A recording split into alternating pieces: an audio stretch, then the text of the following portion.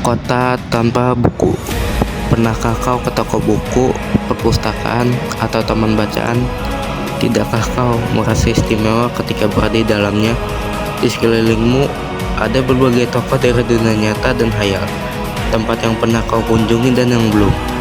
Informasi dan cerita dari masa lalu, masa kini, dan masa depan. Semua berpadu, semua berada dalam genggamanmu. Saat berada di antara buku, tidakkah kau merasa menjadi raja dan ratu? Ruang dan waktu seolah menyatu tanpa batas. Kau bisa terbang melintasi sekat negara dan melewati berbagai zaman.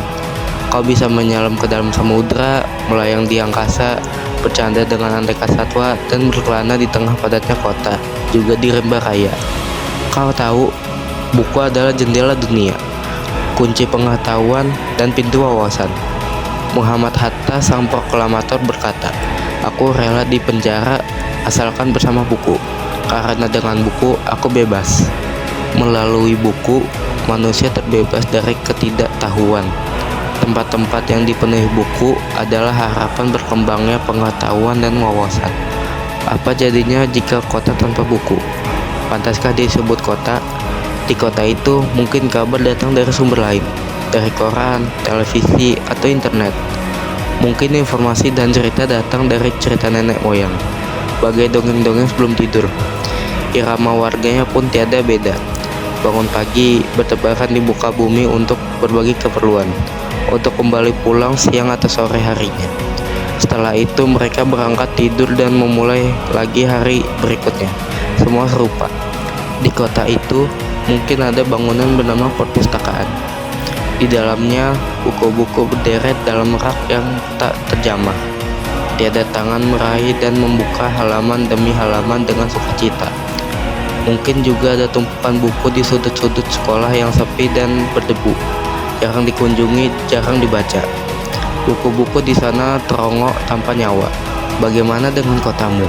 Mungkin kau tinggal di tengah kota yang megah, atau di gang sempit, di desa terpencil, di sisi pesisir, atau di kaki gunung. Adakah perpustakaan, taman bacaan, atau toko buku di dekat rumahmu?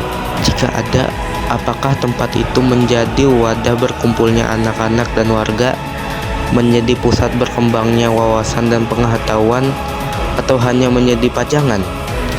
Maukah kau menjadi orang yang menghidupkannya? Kau bisa mengunjungi dan mengajak teman-teman membaca dan berbagi cerita di sana. Jadikan tempat itu sumber kegembiraan dan pengetahuan. Jika tempat itu belum ada, maukah kau menjadi orang yang mulai menghadirkannya?